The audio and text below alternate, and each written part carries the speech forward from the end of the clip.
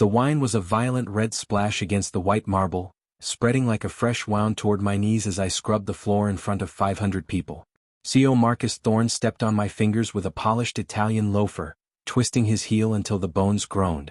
Above me, the chandelier light caught the jagged edges of a broken crystal flute he'd just shattered on purpose.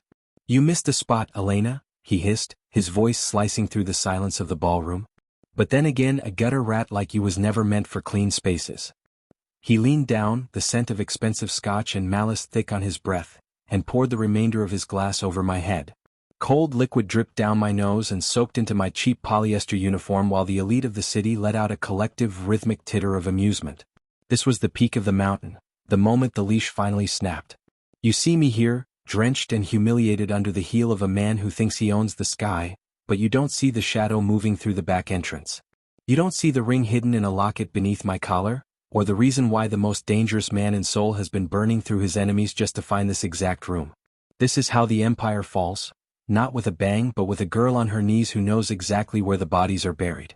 If you think Elena has suffered enough at the hands of men like Marcus, hit the like button so her voice finally reaches the light. 3 hours earlier, my hands were raw from lie. I shoved the heavy industrial cart through the service corridors of the Thorne estate, the wheels squeaking like dying mice against the concrete. My mission was simple: survive the night, collect the envelope of cash Marcus owed me for 6 months of unpaid labor, and disappear before the special guests arrived. I reached the master suite, my breath hitching as I saw the safe standing wide open. Inside lay the ledger Marcus used to track his offshore accounts. The same accounts that had bled my father's company dry until he took his own life. My fingers grazed the leather binding, but a heavy shadow blocked the doorway. Marcus stood there, adjusting his silk cufflinks, a predatory grin widening his face. He didn't say a word, he simply grabbed my wrist and dragged me toward the grand ballroom.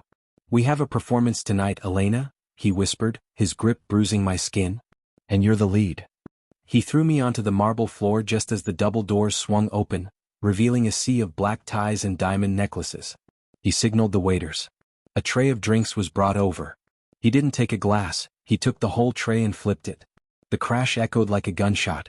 "Clean it," he commanded, his eyes scanning the room for approval from his board members. I reached for a rag but he kicked it away, forcing me to use the hem of my own uniform. Every time I moved, he shifted his position, blocking my path, making sure the guests had a front row seat to my degradation. My vision blurred, not from tears, but from the searing heat of a dormant fire finally waking up in my chest. I looked at the grand clock on the wall. 9 p.m. The exact time the guest of honor was scheduled to arrive. Suddenly, the heavy oak doors at the far end of the hall didn't just open. They groaned as if the hinges were being surrendered. The music died mid-note. The air in the room didn't just cool, it froze. A man stepped through the threshold, flanked by 4 shadows in charcoal suits who moved with the synchronized lethality of a wolf pack. He wore a traditional dark hanbok styled with modern sharp lines, and on his hand, a ring of black jade pulsed under the lights. It was Junho Kong, the king of the East Side. The man the newspapers said was a myth used to frighten rival CEOs into submission. Junho didn't look at the champagne or the velvet drapes. His eyes locked onto me, kneeling in the wreckage of Marcus's ego. He didn't break stride. He walked straight through the center of the crowd, the elite parting like a red sea before a shark. Marcus straightened his tie, stepping off my fingers and smoothing his jacket, a nervous sweat breaking out on his brow. "Mr. Kong, we weren't expecting you so early," Marcus stammered, extending a hand that trembled visibly. Junho didn't see the hand. He didn't hear the voice. He stopped inches from me, the hem of his dark silk robe brushing against the wine-soaked marble. Slowly, with a grace that felt like a threat, he knelt. He didn't care about the stains on his priceless clothes. He reached out and took my chin in his hand, his thumb tracing the wine dripping down my cheek. The silence was so heavy it felt like it would crack the floorboards. "Who did this?" Junho asked. His voice was a low, melodic rumble that made the crystal chandeliers vibrate. She was clumsy, Mr. Kong," Marcus cut in, his voice an octave higher. "The help these days, you know how it is. I was just teaching her a lesson in." Junho stood up. He didn't look at Marcus yet. He looked at his lead guard and made a tiny, almost imperceptible flick of his wrist. In a blur of movement, the guard stepped forward and slammed Marcus's face into the very table he had been bragging from. Silverware clattered. A plate of caviar shattered against Marcus's teeth. I asked the lady a question, Junho whispered, finally turning his gaze toward the CEO. And you interrupted her. Junho reached down and pulled a white silk handkerchief from his sleeve.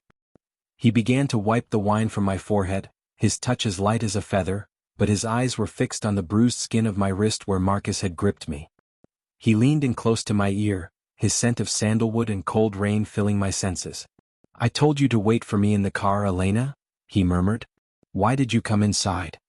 He has the ledger, Junho, I whispered back, my voice rasping. The one with my father's signature. Junho's jaw tightened until the bone looked like it would break through the skin. He looked at Marcus, who was currently being held down by the back of his neck, his face pressed into a puddle of spilled Merlot. My wife wants her father's name back, Junho announced to the room. The word wife hit the crowd like a physical blow. Socialites gasped, clutching their pearls. Marcus's eyes went wide, his muffled screams dying in his throat. Junho pulled me up from the floor, his arm wrapping around my waist with a possessive strength that felt like an iron wall. He turned me toward the door, but then he stopped and looked back at Marcus. Keep him alive, Junho told his men. I want him to watch while we delete everything he ever built. As we walked toward the exit, I felt the weight of every eye in the room. The same eyes that had laughed a minute ago were now downcast in terror. But as we reached the threshold, the lights in the ballroom flickered and died. A secondary set of sirens began to wail from the street below. Junho, I said, gripping his hand. Those aren't your sirens. He didn't answer. He just pulled a heavy matte black pistol from beneath his hanbok and shoved me behind him. The grand staircase behind us exploded in a shower of plaster and wood as a tactical team in unmarked black gear swarmed the balcony. The ledger, Junho hissed. It was a setup. They didn't want the money, Elena. They wanted us in the same room. A red laser dot appeared on the center of Junho's chest, dancing toward his heart. I shoved Junho sideways a split second before the first round tore through the oak door frame where his head had been. We hit the floor together, the silk of his hanbok tearing against the grit of the marble. The ballroom erupted into a symphony of shattering glass and high-pitched screams as the socialites scrambled like rats in a flooded cellar. Marcus was nowhere to be seen. The guards had lost their grip on him in the darkness. Into the kitchens. Junho roared, firing 3 rhythmic shots into the balcony to suppress the snipers. He didn't wait for me to move. He hooked his arm under mine and propelled me toward the service swinging doors. We burst into the industrial kitchen, the smell of grease and panicked sweat replacing the scent of perfume. The staff had already fled, leaving stoves burning and half-plated lobsters on the stainless steel counters. Junho slammed the heavy steel bolt into place just as a hail of bullets dented the other side of the door. Who are they? I gasped, my lungs burning. Marcus doesn't have an army like that. He doesn't, Junho said, his eyes scanning the room for an exit. But the people he owes money to do. The council. They've been waiting for me to show a weakness, Elena. And tonight, I gave it to them on a silver platter. He looked at me, his eyes softening for a microsecond as he checked my face for injuries. I should have kept you in Seoul. If you did, you wouldn't have the key, I said, reaching into the hidden pocket of my apron. I pulled out a small, encrypted flash drive, the one I'd swapped for the physical ledger while Marcus was busy gloating. Junho stared at the drive, a sharp, predatory laugh escaping his throat. You took it while he was standing on your hand? He was looking at the crowd, I said, my jaw setting. He forgot to look at the girl beneath his feet. If you think Elena is the bravest person in this room, drop a like so the world knows that the smallest people often carry the heaviest weapons. The steel door groaned as a sledgehammer began to work on the hinges. Junho grabbed a chef's knife from a magnetic strip and handed it to me. The back elevator leads to the garage. If we reach the armored SUV, we win. If we don't. He didn't finish the sentence. He didn't need to. We sprinted through the walk-in freezer, the sudden drop in temperature making my damp uniform stiffen with frost. The back service lift was a cage of rusted iron.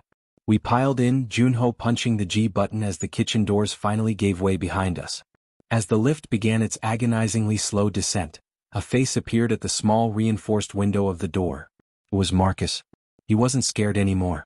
He held a remote detonator in his hand, his face twisted into a mask of pure, unadulterated hate. He didn't say a word. He just pressed the button. The elevator didn't fall, it was blasted sideways. The cable snapped with a sound like a giant's whip, and we plummeted 2 stories before the emergency brakes caught with a bone-jarring thud. The lights flickered and died. Smoke poured through the ceiling grate. Junho. I whispered into the blackness. No answer. My hand searched the floor, finding silk, then something warm and wet. My heart hammered against my ribs. Junho. A groan came from the corner. A small tactical light flickered on, held by a trembling hand. Junho was pinned under a collapsed piece of the lift's ceiling, his leg bent at an angle that made my stomach turn. Go, he wheezed, blood coughing from his lips. The garage, take the drive, go to my brother. I'm not leaving you in a cage for Marcus to find, I said. I grabbed a fallen metal strut and jammed it under the debris, my muscles screaming as I threw my entire weight against it. Elena, stop, he commanded, but his voice lacked its usual steel. They're coming. I didn't stop. I pushed until the skin on my palms tore, until the strut groaned and the debris shifted just enough. Junho slid his leg out, his face white with agony. I draped his arm over my shoulder, the weight of him nearly crushing me, and dragged him toward the escape hatch. We emerged into the garage, a cavern of shadows and concrete. The armored SUV stood 30 yards away, a beacon of black steel. But standing between us and the car was Marcus, flanked by 2 men in tactical gear. He held a silenced submachine gun, his eyes dancing with a manic light. Give me the drive, Elena, Marcus said, his voice echoing off the concrete walls. And I'll make sure Junho gets a quick death. I'll even let you go back to scrubbing floors. I looked at Junho, who was barely conscious, leaning his weight against a concrete pillar. Then I looked at the drive in my hand. I stepped forward, away from Junho, holding the plastic casing out. Come and get it, Marcus, I said. But you come alone. I want to see your face when you realize what's actually on this. Marcus smirked, stepping away from his guards. He walked toward me, the gun lowered slightly, his confidence returning with every step. He reached for the drive, his fingers inches from mine. You always were a smart girl, he whispered. I learned from the best, I said. I didn't give him the drive. I jammed my thumb into his eye and drove my knee into his groin. As he doubled over, howling, I grabbed the barrel of his gun and twisted. A shot went off, sparking against the concrete. Junho, using the last of his strength, lunged forward with the chef's knife. The blade didn't miss. Marcus collapsed, clutching his throat, his eyes wide with the realization that the gutter rat had just delivered his final checkmate. But the guards were already raising their rifles. The car. Now! Junho yelled. We dove behind the armored door of the SUV just as a hail of lead peppered the reinforced glass. The engine roared to life as Junho's backup finally breached the garage entrance from the street. The cavalry had arrived, but the war was far from over. We tore out of the garage, the city of Seoul blurred into streaks of neon and rain. Junho lay in the back seat, his head in my lap, his hand clutching mine so hard the bones clicked. You kept the drive, he whispered, his eyes fluttering shut. I kept the drive, I said, looking out at the rising sun. But I think I'm going to need a new uniform. He managed a ghost of a smile before the darkness took him. I looked down at the blood on my hands, Marcus's blood, Junho's blood, and realized that the girl who started the night on her knees was never coming back. The hospital was a fortress by the time we arrived. Junho's men lined the hallways, their faces grim, their hands never far from their holsters. I sat in the waiting room, still wearing the shredded, wine-stained polyester dress. Nurses tried to offer me a blanket, but I pushed it away. The cold was the only thing keeping me awake. Hours passed like decades. Finally, the lead guard, a man named Min, stepped out of the surgical suite. He didn't say a word, he just bowed low. My heart plummeted. Is he? The king is resting, Min said, his voice thick with respect. But he asked for the queen. I walked into the room. Junho looked smaller in the hospital bed, surrounded by tubes and the rhythmic hum of monitors. His leg was in a cast, his chest heavily bandaged. But when he opened his eyes, the fire was still there. The drive, he rasped. Did you check it? I did, I said, sitting on the edge of the bed. I leaned in, whispering so close our lips almost touched. It wasn't just Marcus's accounts. It was the names of the council members who betrayed your father 20 years ago. Junho's eyes widened. A slow, dark satisfaction spread across his face. Then the dead is finally ready to be collected.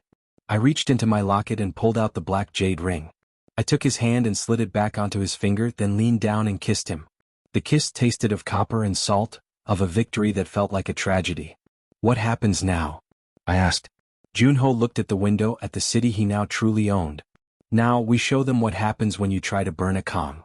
But as I turned to leave, my phone buzzed in my pocket. A message from an unknown number. I opened it and my breath stopped. It was a photo of me taken 5 minutes ago through the hospital window. Underneath was a single sentence: "The king can be replaced, but a queen is a trophy." I looked at Junho, who was already drifting back into a drug-induced sleep. I didn't tell him. I couldn't. I just walked to the window and closed the blinds, drawing the darkness in around us. The girl on her knees was gone. The queen was standing. And the hunt had just begun. If this story broke your heart as much as it broke mine, leave a like so I know to tell the next chapter of Elena's revenge. The empire wasn't built on gold, it was built on the silence of those who survived. And I was going to be the loudest survivor they had ever seen.